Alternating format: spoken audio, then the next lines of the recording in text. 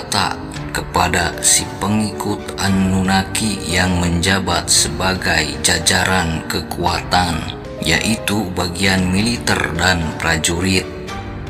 Sang ratu berkata, tubuh bagai sangkar dan ibarat duri bagi jiwa, hanya menipu yang di dalam dan di luar. Seperti engkau yang tertipu Anunnaki, dan engkau pun berusaha menipu dirimu sendiri.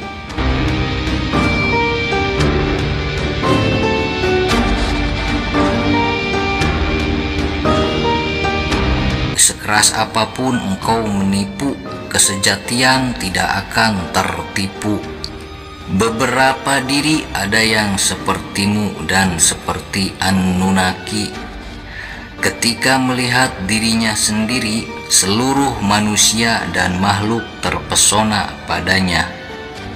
Diri-diri itu menjadi angkuh sampai ia kehilangan dirinya sendiri. Karena keangkuhan, pikirannya menciptakan ekstasi candu pada pujian dan pujaan. Diri-diri yang tertipu itu selalu ingin tampil mempesona dan memukau untuk mengobati rasa haus dan kegersangan jiwa mereka. Ketika mereka mendapat hal yang sebaliknya, yaitu diabaikan dan ditentang, diri-diri itu akan marah dan kesetanan. Ketika mereka mendapat puja dan puji karena berhasil mempesona dan memukau, justru mereka semakin haus, sampai kemuliaan Tuhan pun mereka curi, kemudian dipakaikan pada dirinya sendiri. Kebesaran dan keagungan Tuhan pun tak luput dari pencurian tersebut. Para pencuri itu tanpa rasa malu memakai barang curian dan memamerkannya, kemudian mengatakan hal dusta kepada orang-orang bahwa segala kemuliaan, keagungan, dan kebesaran adalah milik mereka. Jika saja Tuhan tidak Maha Pengasih, maka para pencuri itu akan ditangkap dan dihukum, diambil kembali barang curiannya. Namun Tuhanku adalah Tuhan seluruh alam yang Maha Mengasihi. Tuhan memperingatkan para pencuri itu agar mengembalikan yang telah mereka curi darinya melalui Nabi Nuh, agar diri-diri itu meminta maaf atas kebodohannya, dan mereka akan mendapati Tuhan yang Maha Pengampun karena welas kasih-Nya. Namun diri-diri itu tetap degil dan keras kepala dengan kebodohannya. Jika saja Nuh sudah menyerahkan dan mengembalikan urusan ini pada Tuhan, kemungkinan Tuhan akan bertindak dengan jalan gelap atau dengan jalan hukumnya. Jika Tuhan bertindak dengan jalan gelapnya, maka sampai maut datang, kalian tak akan mendapati cahaya dan keberkahan, hingga diri-diri kalian bergentayangan di semesta, menjadi makhluk buruk rupa, menjadi setan-setan yang memberi irama kegelapan pada setiap makhluk, menjadi makhluk-makhluk terkutuk dan dikutuk, tidak ada kebahagiaan maupun kenikmatan selamanya, abadi menjadi makhluk pendendam, pemarah, dan angkuh, sebuah perasaan yang menyiksa mental dan diri.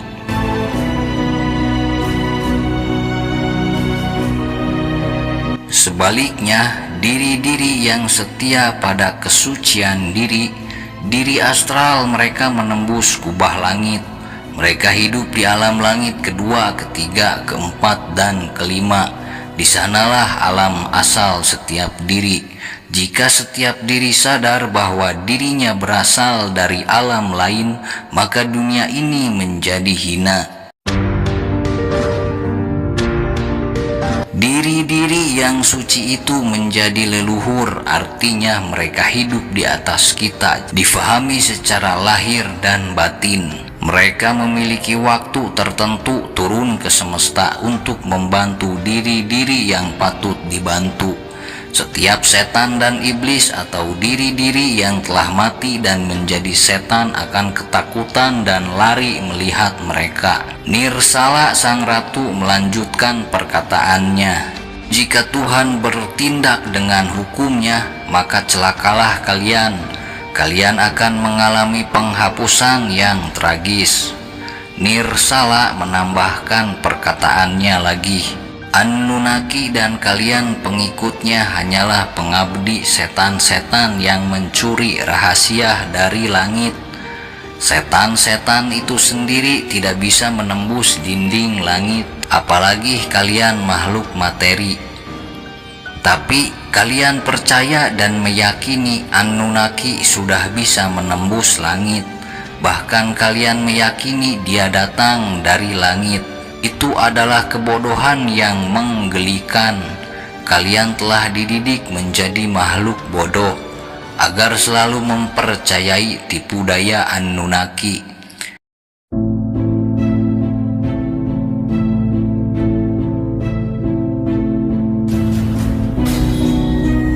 Sebab pikiran mereka dijejali tipu daya, sehingga menciptakan ekstasi prasangka yang bodoh, menimbulkan ereksi pemahaman yang sesat dan keliru, menciptakan anak durhaka yaitu keyakinan semu yang membuat diri semakin tidak beradab. Nirsala melanjutkan perkataannya, "Tuhan telah menciptakan ketentuan yang bisa menembus langit, hanyalah diri yang memiliki kesucian dan diri-diri yang hidup menjaga kesucian dirinya.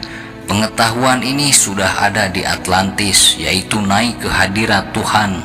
Diri-diri yang najis tidak akan mampu menembusnya. Namun kalian mempercayai sebuah bentuk materi menembus langit. Tuhan memuliakan kalian dengan kesucian dan pengetahuan. Namun Anunnaki mengubah kalian menjadi makhluk hina dengan kenajisan dan pengetahuan yang keliru, hingga menciptakan kebodohan penghabisan. Itu adalah efek yang ditimbulkan sejenis alkimia tipu daya, seperti sejenis alkimia cabai yang dimakan berlebihan. Orang yang memakannya akan kepedasan. Itulah kalian. Terlalu banyak tipu daya yang kalian jejali pada diri kalian sendiri, hingga keledai pun kalian kalahkan dalam hal kebodohan," ujar sang ratu sambil tertawa.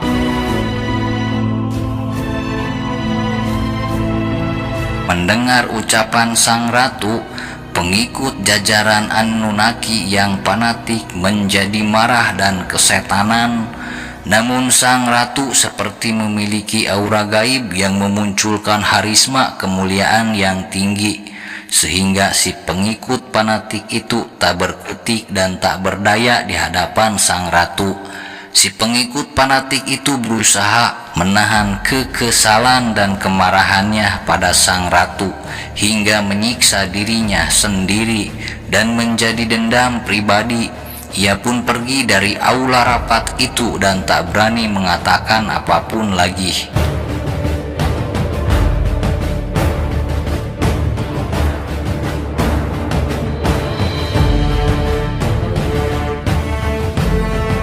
Anunnaki dan seluruh pilar dewan jajarannya bertemu di sebuah ruangan khusus tempat pertemuan mereka. Di aula tempat pertemuan itu, setiap diri pemuja Anunnaki gaduh. Mereka mengungkapkan kekesalan pada Nirsala dengan kutukan semu dan perkataan omong kosong. Anunnaki menyuruh mereka semua diam sebab ia sedang berkomunikasi dengan Tuhannya. Seketika ruangan pun menjadi hening. Keheningan karena ketakutan dan kegelisahan, bukan hening karena kejernihan dan kedamaian.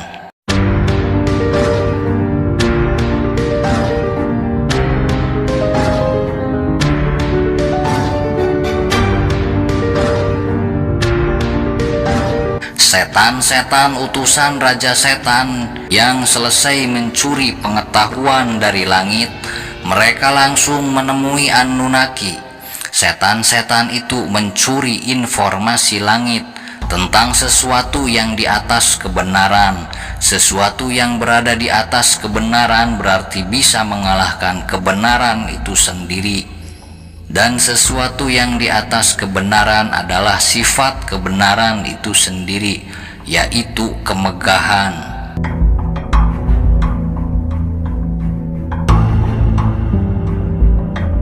Sehingga siapapun yang memakai kebenaran selalu memiliki kemuliaan yang megah.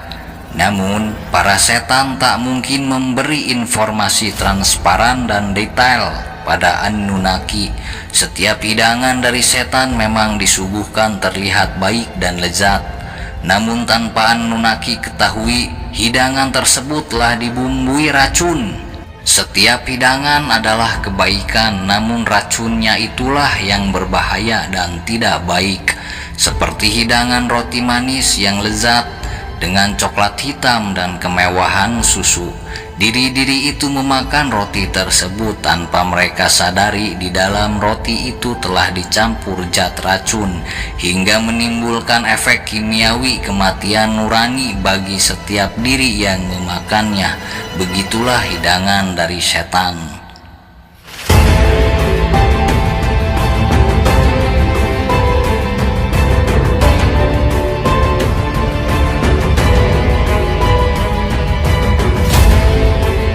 Setan-setan berkata kepada Anunnaki, "Engkau telah menguasai emas dan giok.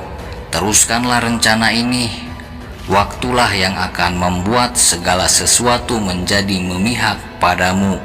Namun untuk menjadikan seperti itu, engkau harus mengajari atau mendidik setiap diri agar mereka menyukai kemewahan dan kemegahan duniawi. Singkirkan pengetahuan kemegahan dan kemuliaan jiwa dan rohani. Itu hanya dongeng dan omong kosong. Kau harus membuat setiap bangunan yang kau bangun memiliki kemegahan, agar setiap diri terpesona melihat kehebatanmu. Membangun itu semua dan kau harus menjadikan agar setiap diri menginginkan jalan hidup megah dan mewah pada keduniawian. Singkirkan jalan hidup qanaah dan bersyukur.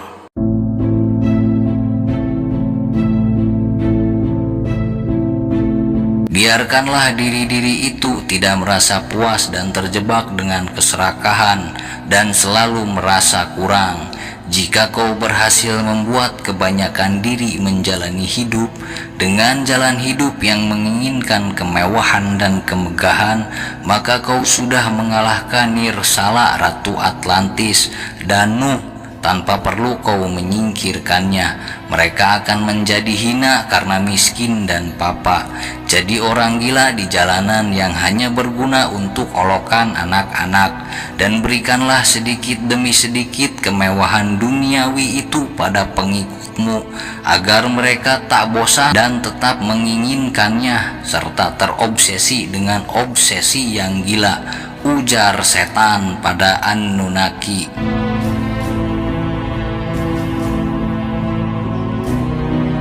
Anunnaki menjalankan rencana itu. Setiap bangunan yang telah dibangun dipercantik dan dipermegah dengan tulisan-tulisan, yaitu tulisan-tulisan dan pengetahuan tentang segala kebendaan, agar setiap diri lupa pada diri yang suci, lupa pada kemuliaan dan keagungan dirinya sendiri, sehingga kemuliaan dan keagungan adalah kini terletak pada kebendaan dan materi. Setiap pilar pendidikan disusupi ajaran dari Anunnaki.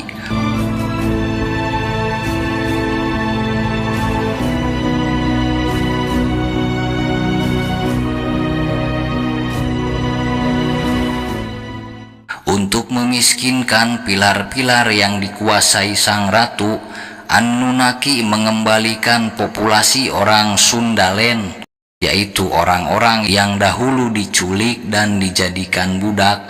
Mereka dikembalikan ke tanah asalnya, yaitu Sundalen.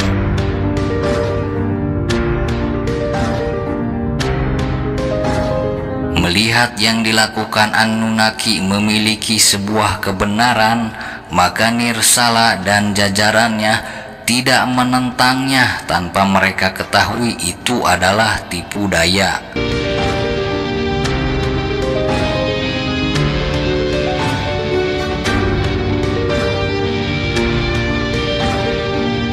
Orang-orang Sundalen dikembalikan ke tanah mereka.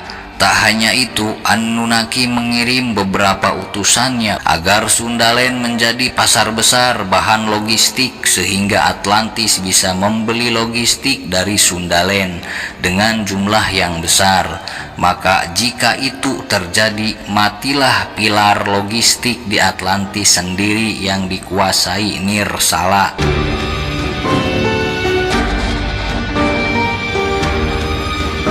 Dalam waktu 50 tahun, Anunnaki telah menjalankan rencananya dengan setan-setan. Kini setiap diri di Atlantis lupa pada kemuliaan dirinya sendiri. Mereka lupa pada keluhuran dan kesucian dirinya sendiri. Mereka lupa pada kemegahan dirinya sendiri, digantikan oleh kemuliaan dan kemegahan benda-benda. Benda-benda dan materi lebih memiliki nilai daripada manusia itu sendiri.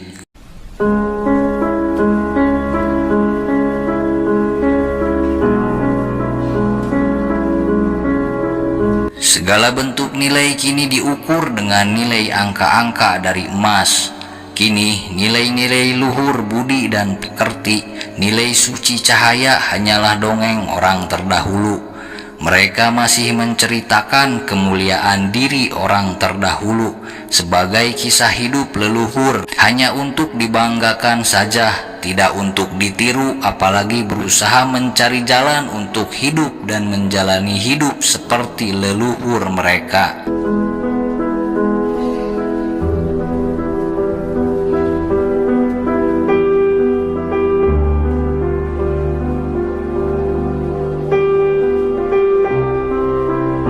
Kisah para nabi dan orang suci tidak mereka tiru dan tidak mengaplikasikannya dalam kehidupan.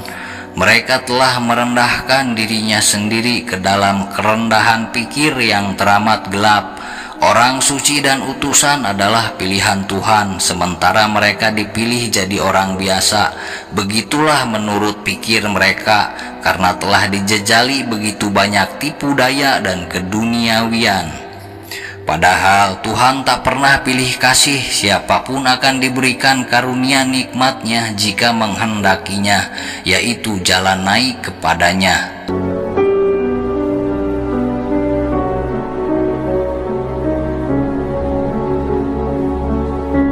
Dalam kerohanian dan spiritualisme tidak dibedakan dengan ras, suku, kaya, miskin, tua atau muda. Siapapun jika berkehendak kembali kepada Tuhan, berkehendak naik ke jalan hadirat Tuhan, maka Tuhan akan memberikan jalannya. Namun setiap diri di Atlantis kini telah jatuh dalam kebodohan. Mereka menganggap kesucian diri dan kemuliaan diri hanya untuk orang-orang pilihan, seperti Anunnaki yang merupakan dewa utusan Tuhan bagi mereka dan leluhur-leluhur mereka sendiri.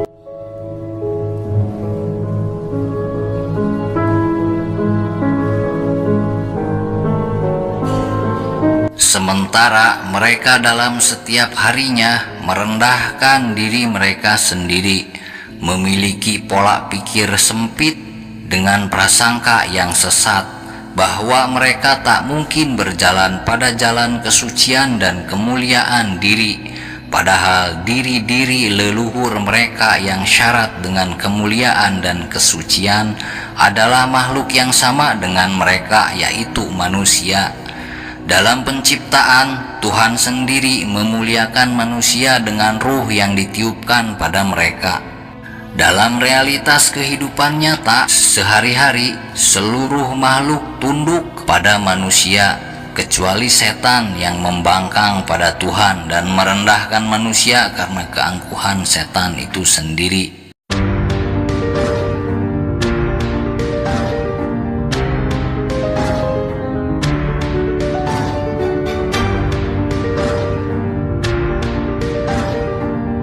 Pada akhirnya, Anunnaki berhasil membuat setiap diri di Atlantis menjadi pemuja berhala, yaitu mereka memuja benda-benda dan materi.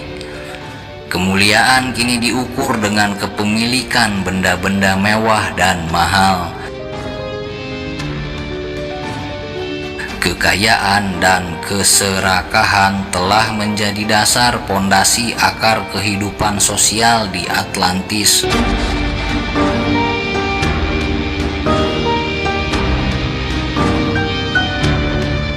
Semenjak Atlantis jatuh ke dalam pemujaan berhala, kuil Anunnaki menjadi ramai. Hampir setiap diri pergi ke sana untuk ritual yang menjijikan. Kemudian setelah ritual itu selesai, mereka mendapat berkah kekayaan dari Anunnaki. Setelah seharian melakukan peribadatan yang aneh dan menjijikan di kuil Anunnaki, keesokan harinya saat mereka hendak pulang, mereka diberi bekal kepingan emas dari Anunnaki sebagai tanda keberkahan. Itulah makna dan arti keberkahan pada masa itu di Atlantis.